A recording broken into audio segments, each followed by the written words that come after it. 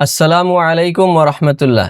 আজকের বিষয় হলো ঘরে প্রবেশ এবং ঘর থেকে বের হওয়ার সময় সালাম করতে হবে। এই সম্পর্কে দলিল হলো কতাদাহ রহমাতুল্লাহ আলাই হতে বর্ণিত। তিনি বলেন, নবী সাল্লাল্লাহু আলাইহি ওয়াসাল্লাম বলেছেন, যখন তোমরা গৃহে প্রবেশ করবে তখন গৃহবাসীকে সালাম দেবে, অর্থাৎ ঘরে প্রবেশের সময় সালাম করতে হবে। আর যখন ঘর থেকে বের হবে তখন গৃহবাসীকে সালাম দিয়ে বিদায় গ্রহণ করবে। এই হাদিসটি হলো মিসকাতুল মাসাবির হাদিস নম্বর 4651। এই হাদিসটি অন্যান্য হাদিসের কিতাবেও রয়েছে, যেমন সুআবুল ঈমান হাদিস নম্বর 8459, খণ্ড নম্বর 11, পৃষ্ঠা নম্বর 231। এই ছিল আজকের বিষয়। এর আগেও আমরা দুটি ভিডিও করেছি, ভিডিও নম্বর 26 এবং 27।